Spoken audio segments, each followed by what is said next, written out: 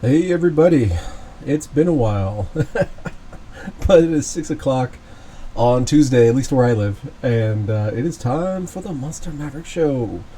I'm your host Neil. I've been away for, I don't know, a while. I managed to get COVID a second time, and so that kind of sucked. um, I realized that, even when I'm perfectly healthy, I have like sinus issues. So COVID just kicks my ass, and this is the second time I've had it. And this time it only knocked me out for like 6 weeks instead of 3 or 4 months like it did last time. I'm still a little bit coffee, but um, able to actually talk. So I thought it was time to come back. And after all, we've had a lot of stuff going on in the Splinterlands world since my last show. I was looking, it was in the middle of July, so that was right around the time that the SPS airdrop was ending, and things have changed since then. So yeah, let's jump right into it. So let's do a little theme song. How about that?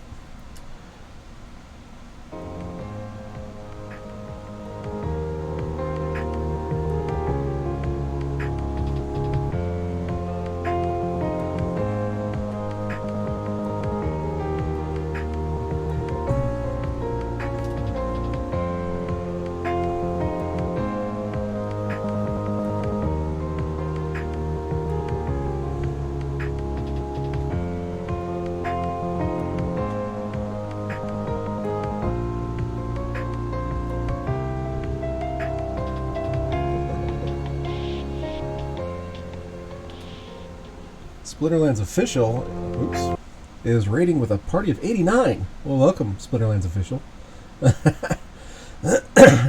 They got you switched over. Oh, am I on the mainstream now? I don't even know. I'm just doing the thing where glad the coofs are gone. Well, not entirely, but they are mostly gone. They're like attenuated. So I'm feeling well enough to do a show. So let's do a show. So you can see the coofs are not entirely gone. All right. So how about that town hall that we just had, huh? I listened to the first like hour 20, and then my kids came home. I had to go do stuff, but then I came back for most of the end. Must be big time if Aggie's your pitch man. Yeah, I'm kind of big time. For those who don't know me, for those people who don't know this show, so Monster Maverick is a show all about Spinnerlands, but from the perspective of the investment side, on the earning side of play to earn. So it's not about picking the best lineup, and it's not about watching battles. It's about the economics of the whole thing, and how you might want to maximize your returns between the sheets. That's Agrid's name for the show, because it's all spreadsheets. It's been an eventful time for the last little while. Just also, if you're new to the show, I'm a day one OG Splinterlands player, and as far as I'm aware, still largest asset holder in the game. Outside, largest individual asset holder. There are some guilds and stuff that have more now, but yeah, I got lots of cards. I got lots of land. I got lots of all the things. Yeah, from 6 years to 100. Yeah, that'll be a nice little swing. So, Bird, Bees, and Trees says, am I picking up vouchers? That's a great question. So, vouchers have been a thing for a while now. They are SPS derivatives in that you can stake SPS and get vouchers, or you can operate SPS node licenses and get vouchers. 40,000 a day are pumped out into the interwebs. And the price has come down quite a bit from the Chaos Legion highs, of like $23 or whatever. So they went all the way down to I think they hit 30 something cents at one point, but now they're up to, let's see, I haven't checked since the beginning of the town hall. Oh, I should probably switch my screen so you can see what I'm looking at. We're up to 78 cents. While the town hall was going on, it did hit like 85 cents, something around there. And yeah, so the vouchers are great. I think that having a derivative of a stake is a fantastic idea. The problem has been that they don't have all that much use. They the during Chaos Legion presale, you needed them to buy packs, and then once the general sale went live, they switched to bonus packs only. So if you were buying less than 100 packs, vouchers were worthless. And I think a lot of people buy less than 100 packs at a time. So then SPS node licenses were launched. Vouchers have a utility there in that if 500 vouchers is less than $1,500, it's worth it to buy vouchers and use those for node licenses. Problem there is that node licenses are expensive, even with the discount. We're talking $1,700, $1,800. So the vouchers have suffered in the meantime, and they kind of troughed and have started climbing a little bit, and now over the past little while, past few days, they've been pumping significantly. And the reason is because of all the things that Agrod's been talking about and the town hall that we just had, because vouchers are going to feature heavily in Rift Watchers and in tower defense. So let me get my notes that I was writing down. So in Rift Watchers, it's going to be $5 of SPS, so however many SPS that works out to be, plus one voucher for each pack. And then if you want bonus packs, in bulk deals, you have to spend vouchers again for that. So then that's an ongoing use case for vouchers that didn't exist before. So people are excited about Rift Watchers. Yabo was going through some of the stats right at the end of the town hall. We'll get into some of that and the eye candy that was dropped. So that's an ongoing use case for vouchers. People are excited about the cards. Great. And it's a much, much lower price point than the other things that vouchers have been used for in the past. So fantastic increase to utility. And then for tower defense, we have in the pre-sale portion, 250,000 pre-sale packs, you're going to require one voucher, and then once that section is over, then you get a $3 or 3,000 DEC discount for the for the general sale of Rift Watcher. So again, a fairly low price point, $3 value assigned to it kind of utility. So that I think is good for vouchers over the long term. How much will they pump going into next week? With the Rift Watcher sale, probably a bunch. I have a lot of node licenses. I get a lot of vouchers every day, and I'm going to be continuing to stack. I've got a bunch in the liquidity pool. I'm going to continue to stack those vouchers. At least until then. So I'm bullish, especially short term over the next week or two.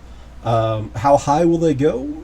I don't know. I think $2 is certainly possible. It's a very thin market. So we have about $500,000 of liquidity in the voucher pools. So that is not all that much. Let's see if I can actually find my little table here. Yeah, about 490,000 of liquidity. So, I was doing some math on liquidity pools, and let's go ahead and go over to the spreadsheet. This is why it's called Between the Sheets. So right now, at least, this was earlier today, so it might have changed a bit since some were bought up during the town hall. But earlier, there were 340,060 vouchers in the main two liquidity pools, which was SPS and Swap.Hive. Swap.Hive having the most. And that was pooled against $244,638 worth of stuff. That stuff being SPS and Swap.Hive. And so I was thinking, how much capital needs to flow into those pools in order to raise the price?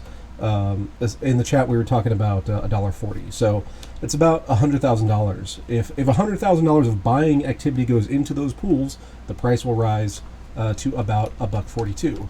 If it's $200,000, it goes up to $2.37. So it's a question of how much buying demand is there going to be. And, from the reaction of the town hall, it seems like there's going to be a lot. Now, there are a lot of vouchers out there. In fact, let's go to the ecosystem value. So this is what I do on a show-by-show basis is I take a snapshot of all the tokens in the Splinterlands world. So vouchers, licenses, SPS, DEC, totems, plots, all the different pack tokens, and then I grab all the market caps of all the opened cards, and I figure out what is the total amount of of ecosystem value that we have, and right now it's 208 million, and that was again earlier, so it might have pumped a little bit. Vouchers is a fairly small sliver of the ecosystem, so that'll. So this morning when I did this, it was 68 cents, and now we're up to 78 cents. So that'll have gone up a bit, but overall, there's a lot of vouchers out there. So the question is an open question of, how much will people be using the vouchers they have versus how much will they be buying off the market? Now, if we go to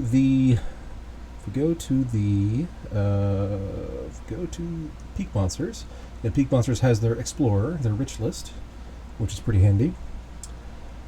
And my computer is kind of dying here. So there are, in this column here, we can see the voucher rich list. So SL Hive is just people who have their vouchers, ported over to Hive Engine or Tribal Decks, and that's the holding account for those vouchers. So that we don't have to worry about.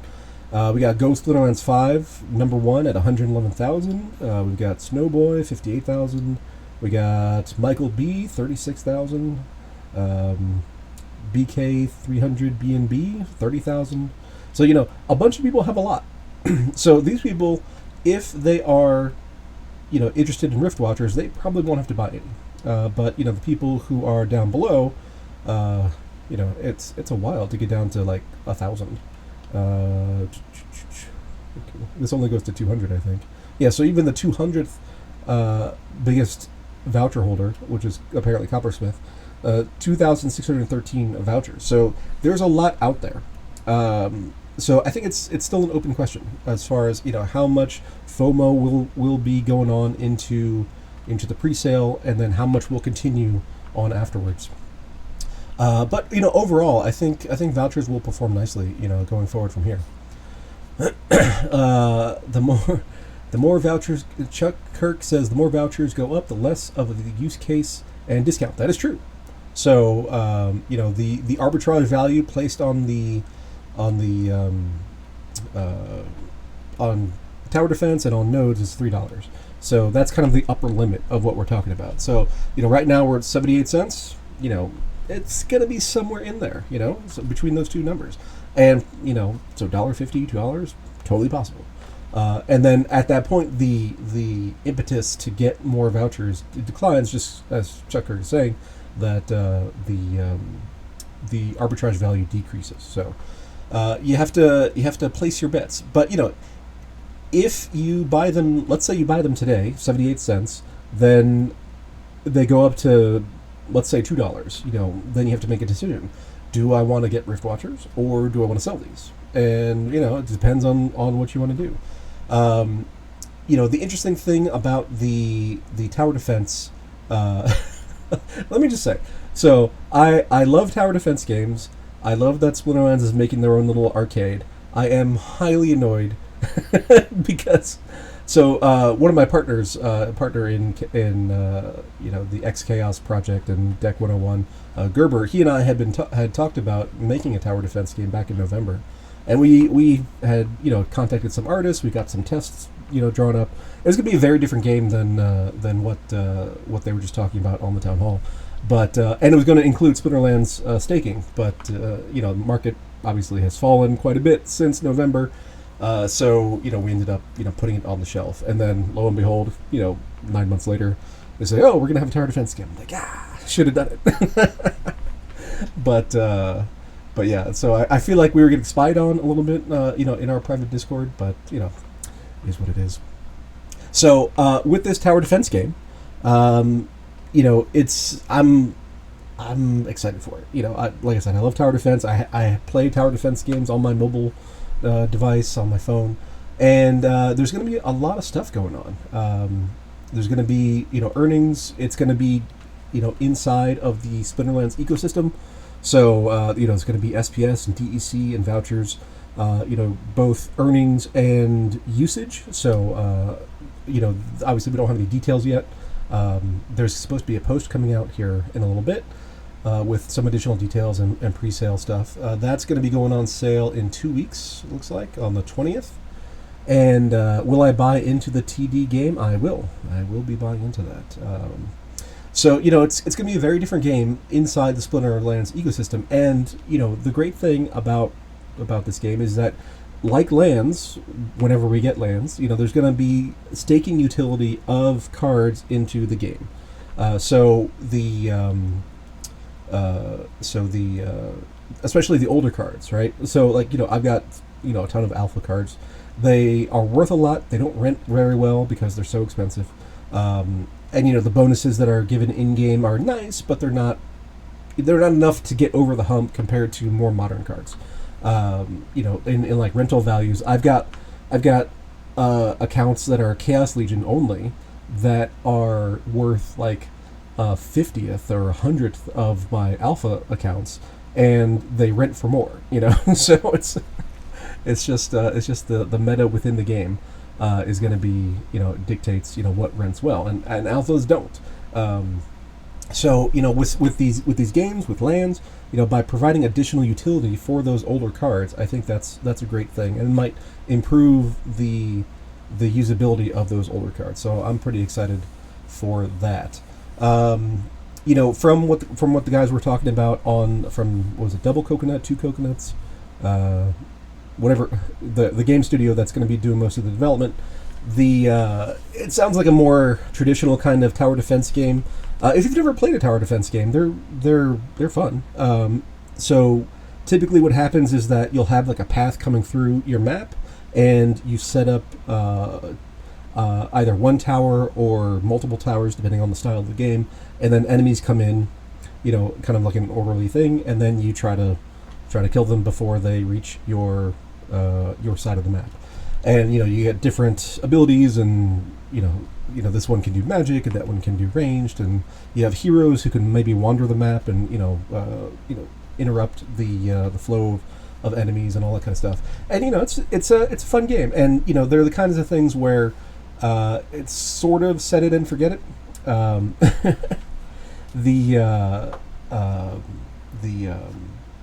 From what they were talking about, it sounds like there's going to be like each wave might be a different game, or a different, or one game might have multiple waves with one setup. One mechanic they were talking about that was pretty interesting was the press your luck. So it sounds like that there's going to be play to earn mechanics in it. So there's going to be rewards of some kind, probably SPS, and then because we know 1 million SPS is going towards the game. And we'll talk about how that'll affect inflation here in a bit. So there's going to be play to earn kind of function. A wave comes in, you fight them off. They don't reach your tower, and then you're going to have apparently a choice. Do you want to keep going, or do you want to quit? So if you keep going, you can earn more rewards. If you keep going though and you lose, you're going to lose those rewards you had earned in this instance. So there's going to be a little bit of I don't want to say gambling. It's not gambling, but it's variability, let's say. But it gets that dopamine loop going. And do I want to go one more? It's a little bit of FOMO. So that'll be kind of interesting to watch. Apparently, part of the plan is you're going to need to know you're going to need to have staked SPS. That's another bullish support for SPS price, which is done. Given the overall crypto market, is terrible. The fact that SPS has ticked up a little bit and vouchers have gone up, shows how much buying pressure there is on the tokens. Because you have to remember, for SPS especially, SPS is priced in swap.hive, it's priced in DEC, it's priced in BNB, it's priced in ETH. Those are all different liquidity pools that are out there. So when especially BNB and ETH, those are two very large pools. When they decline on the market, like we've seen over the last couple of days, you expect, if there isn't any trading, then you expect the value of SPS to fall along with them. But they haven't. SPS has actually ticked up against that, over the past couple of days. We went from like 5.6 cents up to, we actually hit 6 cents here intraday. I don't know if it's still there. Let's check. Let's do a refresh. So that shows really strong relative strength in SPS, and that is translated into DEC and vouchers as well. Let's see, we are at, well, it was 5.9 cents there. That's refreshing. Let's see where we're at. Sarge is talking a lot. Birds and Bees has another question. So part of being away for so long was that my chat reading skills as I'm talking has really decreased. I've noticed. For land, will we be able to mine and mint cards with leveled up some summoners and monsters? Gold to make gold. It's Double Coconut. Yeah, Double Coconut was the game studio. Yeah, I mean, that's the story. That we're gonna have different resources, and we're gonna have to stake monsters into our various buildings. The buildings are gonna have to be leveled up. How effective they are will depend on how high level your monsters are in those buildings. So yeah, there's gonna be a whole different game economy within lands. And then that's gonna produce items and spells, and then that's gonna become sellable NFTs and all that kind of stuff. Choose your fray. Yeah, I'm a bad guild member. I haven't fought in fray in like 6 months. I have not been earning my merits, I'll tell you that. Yeah, so we're still at 5.9 cents on SPS. But if you look at the pools, the in the pools tab that we have here, that only shows you the liquidity of what is actually is eligible for rewards. That means non-Splinterlands accounts and people who are not staking their LP tokens in some other yield farming platform, like PancakeSwap or something. So that's just a fraction of what's actually there. There's roughly $3 million last time I looked in SPS BNB, and I think it was like 2 million in SPS ETH. But obviously these numbers change all the time. So those are large anchors on the price of SPS. So to see SPS fight against the price of ETH and BNB is really, really good. Let's see, Icy Flow saying, do you have a spreadsheet you calculate SPS staking ROI with $2 vouchers and 10-cent SPS? Not for staking. I have that for nodes. But we know we can probably figure that out. So currently at current prices we're at 43.44% APR. So if SPS goes up by 60% and vouchers go up by 150%, then that'll go up to 75%, something like that.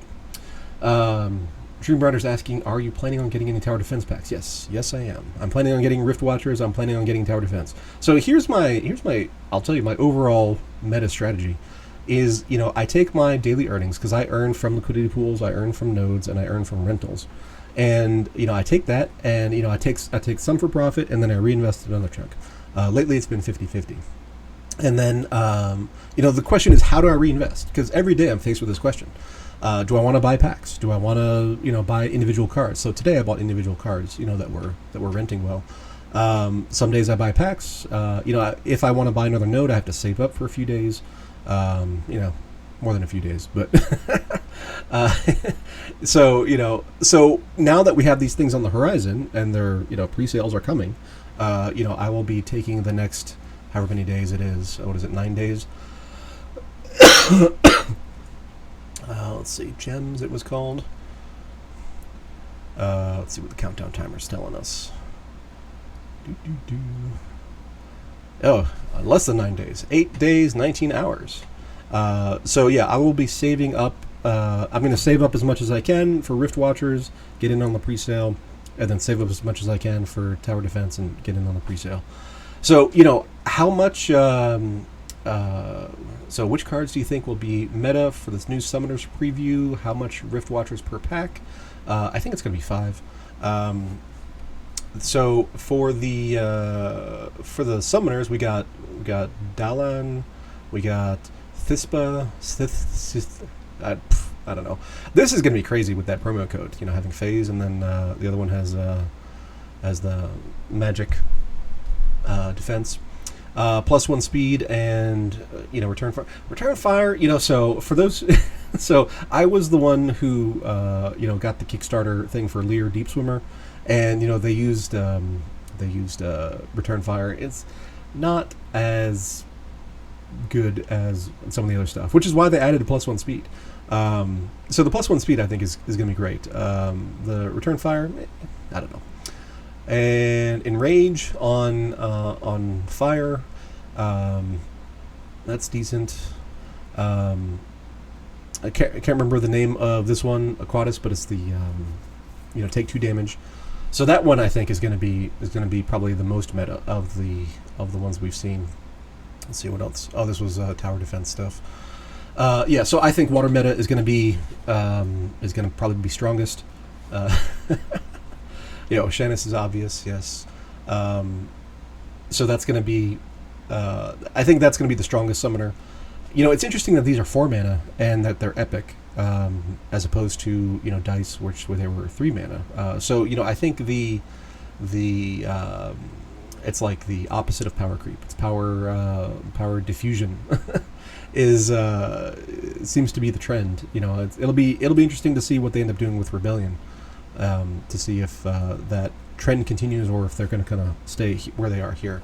But it is an expensive set. When Dice came out, it was expensive, and it took a long time for Dice to kind of work its way into the meta of the game. And now Mind Lore is obviously huge. Probably the most successful Dice that we have, and it's I think we'll see a similar kind of dynamic for Rift Watchers. So the question is, where do you want to play, right? So if you are playing in a lower league, then Rift Watchers is going to be totally optional. It might give you a little bit of an edge. It might, but they're going to be expensive cards. The Dragon Face Summoner is going to be nice. But how many times do you play Dragon? Most people play the elements much more than they play Dragon. But if you're at the top end of things, in Champion, or you're competing in tough tournaments, then the more versatility you have, the more competitive edge you're going to have. So, are you casual or are you hardcore? That's kind of the questions. Fat Jimmy saying Rift Watchers will be vital. It depends on what you're doing. I'm certainly going to be picking some up. With the promo card. Let's see if I can find it amongst all this stuff. That is the boats thing for Rift Watchers. There's Flore. So I think that's going to be the monster, but that doesn't have any stats. Fernheart is going to be the Earth Summoner, +1 health and close range. Let's see, promo card. Here we go. Oshur Constantia. So this is going to be a great card, but it's Dragon, which I don't like. So Dr. Blight, Chain Golem, they were both neutrals, which gives them a lot more utility, a lot more versatility. Having Dragon only, it's a great card. Imagine running this with either the Phase Monster or the Phase Summoner, or with Byzantine Kitty. Then these are going to be great teams. But how much do you play Dragon? Again, in Champion, a fair bit. In lower leagues, not as much. So Dice leaves Modern when Rift Watchers gets released. No, so that was mentioned on the town hall, and Matt said that no, because Dice goes along with Untamed, so Dice will only move out once Rebellion is released, which is the next core edition, which will be later. Obviously Chaos Legion has to sell out first, and then there'll be a break for a little while, and then Rebellion. So yeah, it's going to be interesting. So it's going to change up the mana, especially in the higher leagues. If you're in the lower leagues, it's if you want to get some Rift Watchers, it'll give you an edge, but they're expensive, and it's not required. So you got to make your own decisions there. I'm more interested in it from the fact that it's going to pump voucher prices. Dream Rider's asking a good question. How are your combined cards renting versus level 1 cards, and are you happy you opened all of your packs? I am happy I opened all of my packs because I did not combine them.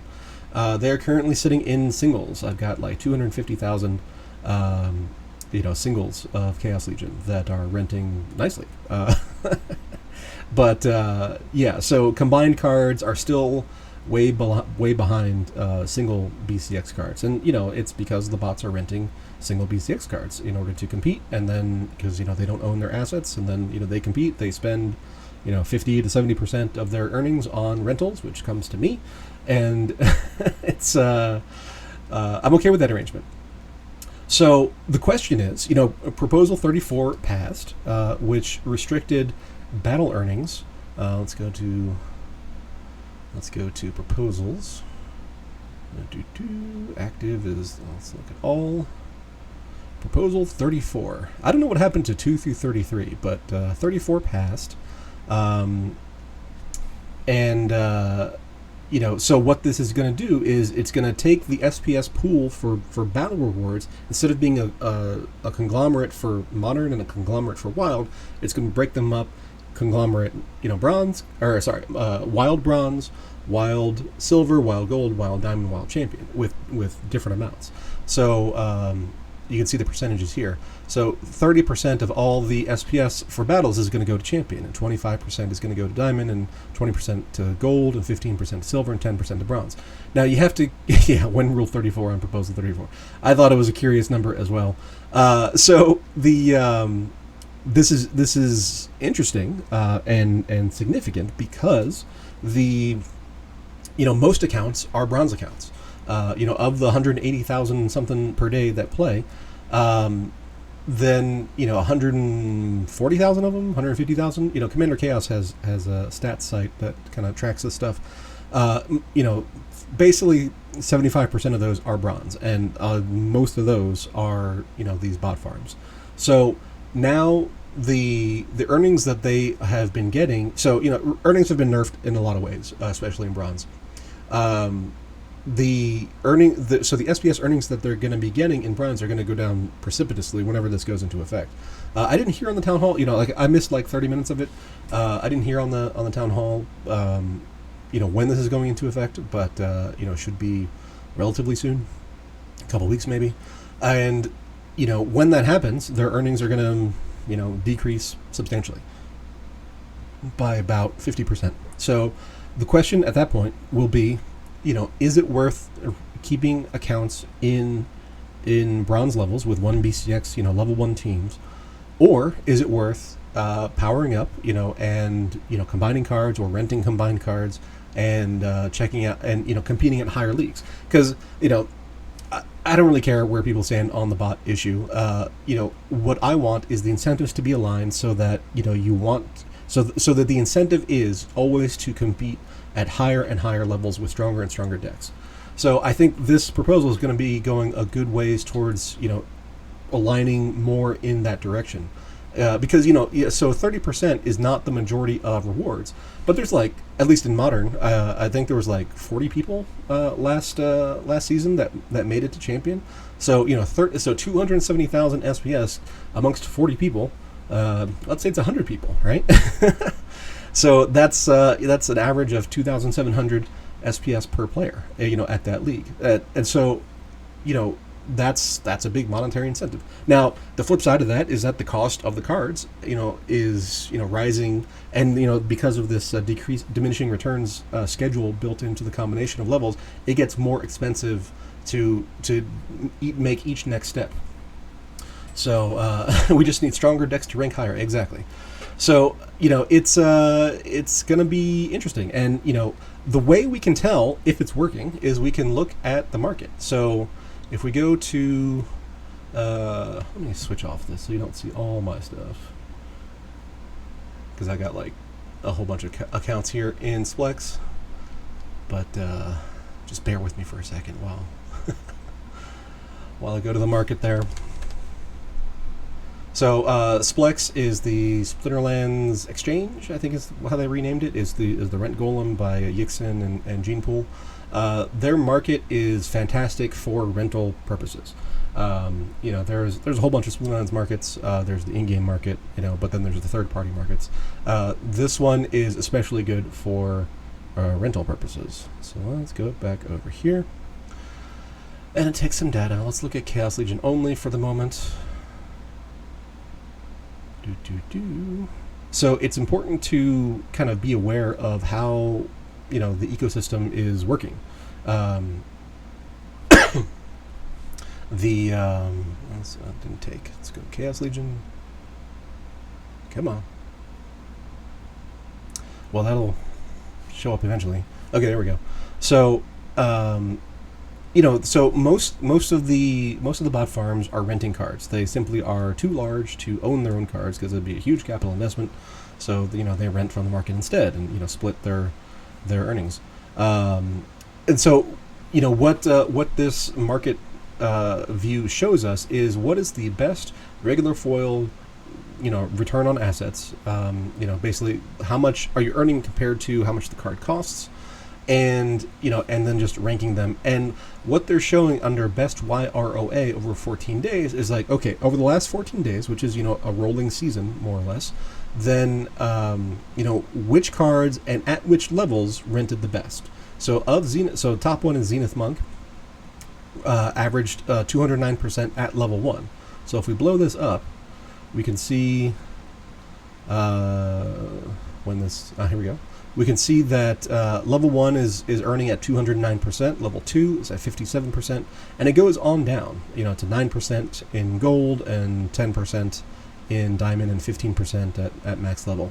So, we can see that the demand is in the level 1s now, and that's because that's where the farmers are, and they are the ones who are driving most of the demand. So when Proposal 34 goes into effect, if the farms are responding in the way that we want, in that they are building stronger decks rather than more weaker decks, then we should see the rental demand of these other levels go up.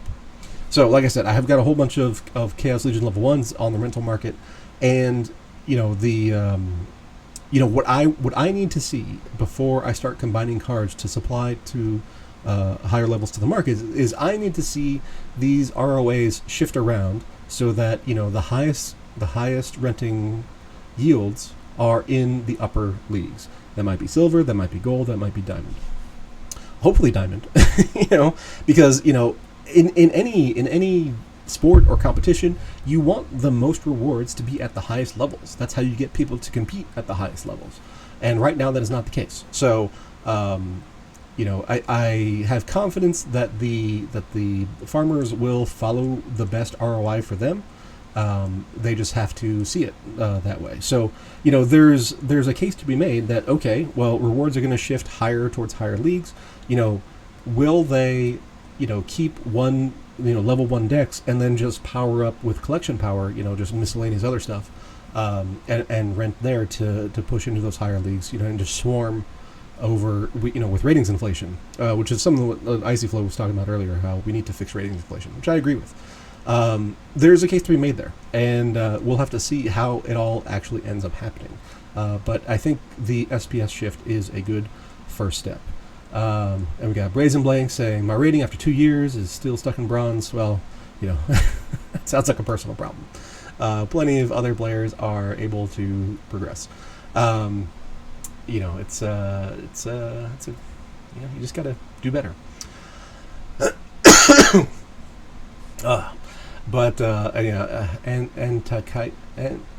Takaichi is saying, playing since February, reaching gold since season 1. Yeah, it just depends on what you have. Let's see, scrolling back a little bit, Lunacy needs to sell 4,000 in a week for 1,000 packs. No biggie. It's all of the mini sets, the orbs, the dice, and now the Rift Watchers have all been expensive, relative to whatever else was available in the game. So this is not a departure from that, but they tend to be really fun cards. Something Matt said on the town hall was that they're designed in such a way as to fill niches that don't otherwise exist. So and they've been pretty good about that. So I am optimistic that will continue to be the case, and that it's not going to be like every match your Rift Watcher is going to be in the meta, but in certain scenarios, and so it just gives you that more complete arsenal in your deck in order to battle. And if we look at the market for dice, let's say we go to buy. If we look at Untamed and dice, let's say epics. you can get a good sense of what is doing well within a strata of the market. So, for untamed epics, Asmari Harpoonist is on the lowest end of the spectrum. Then we got a couple dice. On the high end, the Untames are still winning, and we have to get all the way down to a Grenadier before we have a dice. And these are to be equivalent kind of cards, because they're the same power structure, they're the same combination structure, they're the same addition structure. So I would expect the Rift Watchers Chaos Legion relationship to be similar to the Dice Untamed relationship. And then for commons, Untamed is still at the top end. We still have a few dice kind of in the middle. So they're going to be niche cards. How much coverage do you need for that niche? If you're competing in Champion, you're going to need it, just because you need that versatility. If you're competing in lower leagues, optional. Let's see. Raisin is saying renters won't go a higher league because it's not even close. The renting cost equals rewards. That's why they're farming at the lower league. Well, the market has to reach something of an equilibrium. That is true. And then as rewards shift, then where the profitability or where the maximum profitability exists shifts, and that's what I'm waiting for. Let's see. Meepole is saying, are you still investing fiat or just reinvesting earnings? So currently, I'm just reinvesting. I have a lot. My in my overall portfolio, the chunk that is Splinterlands is still way too big. So I don't need to be putting any more fiat in. But I can compound fairly quickly. Because of the amount of stuff I already have. And obviously I'm waiting on lands. That's my number one thing. That's the thing I want the most. I've been waiting and waiting and waiting, and it keeps getting pushed back, and even when it made it on the roadmap, that's gotten pushed back. So. One of the things I was encouraged a little bit about on the town hall was that, Agrid was saying because because Double Coconut is doing most of the development here on tower defense, then it's not impacting things like lands. So I was happy to hear that. But still waiting. I'm just like everybody else. I want it all yesterday, and everything takes too long and costs too much. But then we look back a few years later, and it was like, it's it's there and it's working. So my my hope is that once we have things like tower defense and other arcade games and lands, that's going to suck up a whole bunch of demand for older cards that have more collection power built into them, and that will kind of hone the ranked battle into pretty much modern and modern rather than modern and wild. So obviously there will be some equilibrium there for the wild cards to still be used to give yourself a little edge, but overall I think that's going to be where the vast majority of those old cards go. Let's see. Dogfa saying individual rewards have always been better in higher leagues. Not sure how giving 0.6% of players a 60% of reward share is good for everyone. Well, that's because it's not true. So on a per dollar per SPS per DEC basis, rewards have been better in bronze and silver, which is the problem. So this the proposal 34 is trying to address that. Some of the not so good looking some of the best cards are in low league. Some of the best are in low league. Give them cards they need. They will kick the butt of champ players. Real talk. Maybe. It's not like there haven't been bots in Champion before. For those who weren't around back then, there was the J69 guy. He ran bots in Champion, and he did really well with it, and was dominating in tournaments and all kinds of stuff. And he was so outsized of a whale that it almost broke the game at that point. So yeah, it'll be a battle for sure. Lunacy saying my whole pie is Splinterlands. Yeah. So I've been as an experiment. I put together a Chaos Legion deck, max level Chaos Legion deck plus max level Chaos Legion rewards, and I think they don't have Wraith, but I think they have everything else. I put one on Archmage and I put one on Splinter Mage just to kind of test how those are going. So far, Archmage is ahead. It's in Gold 1, and Splinter Mage has not been able to get out of Gold 3. So, we'll see how that progresses. But my hope is that they're able to get into Diamond at least, because they have the power and they're all max level cards. So I am optimistic that they will be able to compete at the league that they should be able to compete at. And those are off the shelf. Anybody can sign for Splinter Mate. Anybody can. Well, Archmage it's hard to get a token, but and it's more expensive. But we'll see how that goes. Warrant TRX. One of the big turning points in the game was J69 leaving, for better, for sure. Yeah, I mean, he was a jackass for sure. He would come into Discord drunk and just be annoying.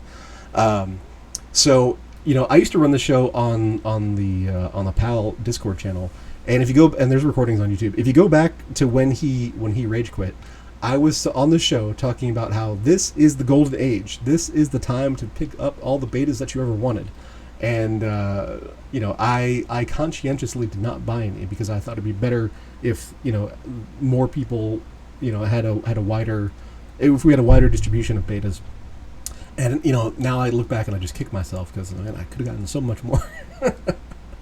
Could have had twice the collection value that I have now. But I was trying to be conscientious and considerate of the game. I was like, I should have just bought more. I did buy some DEZ from him, so that worked out okay. That was like at the lows. It was like 400 Splintoshi, something like that. Yeah, Warrant got some. That's good. Yeah, so big changes. We got SPS battle rewards being shifted around here. We've got Rift Watchers, and we've got Tower Defense. So if we look at the where's my tribal decks? Not Chaos, but I'll start there. If we look at the prices of these tokens, where do you think they're going to go? And that's kind of everything has an opportunity cost. Like if you put money into vouchers, that means you're not putting it into DC. That means you're not putting it into SPS. Where do you think where the most upside is? And I tend to think it is vouchers, simply because it has the least liquidity, and it doesn't take that much to push the market around. So, or like we were going through the math earlier, $100,000, $200,000, and this is a nice little upswing that we got going on here. Now this is priced in swap.hive, so don't get too excited. So 1.38 swap.hive is 70 cents there. So it's Dream Rider listened. He remembered and he bought all he could. So just because we have the lack of liquidity, I think vouchers are going to be the most upside. And then, like I said, you're going to have to take a look at whether you want to use them. And kind of mentally, because like I said, everything has an opportunity cost. So let's say vouchers go to $2 and Rift Watchers, pre-sale starts. Then you could say, well, I bought it for 70 cents, so so it feels like it's it's cheap, right? To spend this voucher in plus the SPS for the pack. Then, but that's not really true because you could have sold it for $2. So it has a market value at that instant in time of $2. So the fact that it feels better is kind of irrelevant. You have to make that decision as to what you want to do with it. Do you want to let other people buy and sell to them, or do you want to buy for yourself and use it and burn that voucher? Rumor says $3 for a voucher. What do you think? Oh, well, you talked about that a little bit earlier. The arbitrage value is going to be $3. For tower defense and for nodes. So I don't think we'll get all the way there. There was always going to be some kind of discount for the fact that it's going to require these other purchases. So that's additional capital to go into it. But we could. I think $2 is certainly possible. $2.50, could be. I don't think we're going to see $20 like we did during the Chaos Legion pre-sale. That's the kind of stuff that happens when you have no liquidity when something first launches. You get the huge volatile spikes up and down, and then tends to decrease, as supply comes online. Before we are done here, I did want to check out the SPS inflation chart.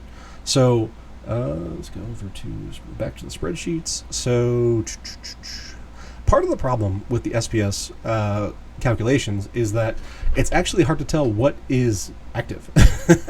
So we have all these different categories from the white paper of SPS inflation, SPS printing for these different things. So we had the private sale, we had the airdrop, we have the DAO. So I'm not even sure if the DAO is actually online and receiving this SPS that they were supposed to. And now we had a team category, but from the things that Agrod and Matt have said, I think that's gone entirely. And now we're going to get $1 million into tower defense, $1 million a month of SPS. Partner and advisors, I assume they're getting paid. And now we have chest rewards, battle rewards. Staking has been consistent, LP rewards, and then the node rewards, which should be coming online here. It's supposed to be today. Obviously they had some development issues, and now they're saying next week. So fingers crossed. Those will add to the yield. If you're a node holder, it's going to be like 70-30, 70% voucher rewards, 30% SPS rewards in terms of dollar value.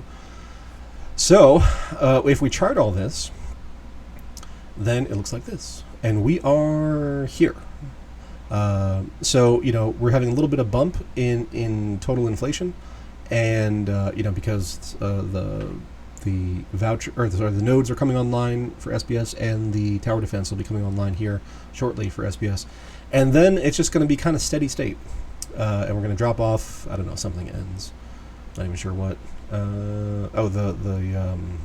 partners and advisors pool drops off, and then it's just going to continue for however long. At least that's the current plan. Obviously, this can be changed with DAO votes, but as the supply increases and the total number of SPS created per month remains the same, the percentage change decreases as we go down. So we can see that over here.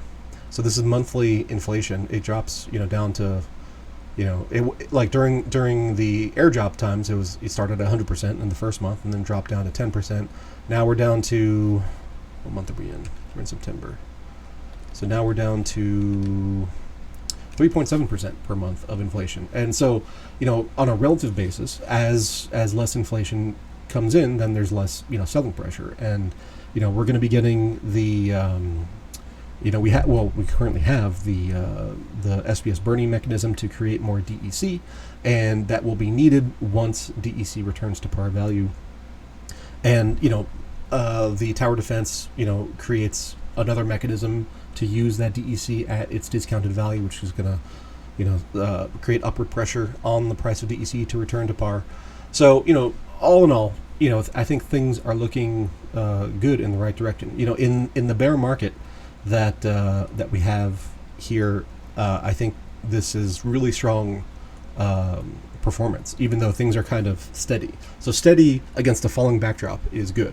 And then if and when crypto catches a bid later on, then I think we're kind of off to the races. Panda Squad is saying, did you count for the new SPS tokens will initially be added to the various reward pools at a rate of 37.5 a month and will decrease uniformly at a rate of 1% a month? So no, I did not put in the 1% monthly deflator.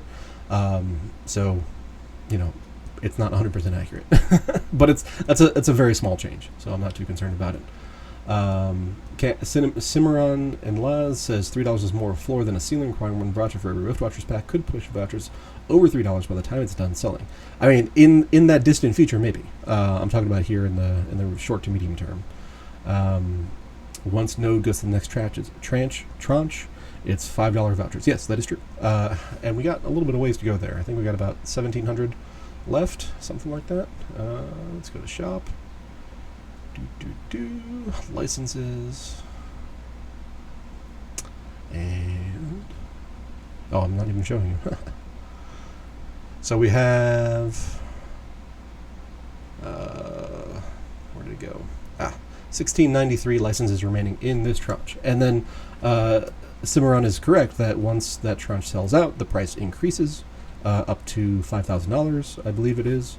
And then, let's see.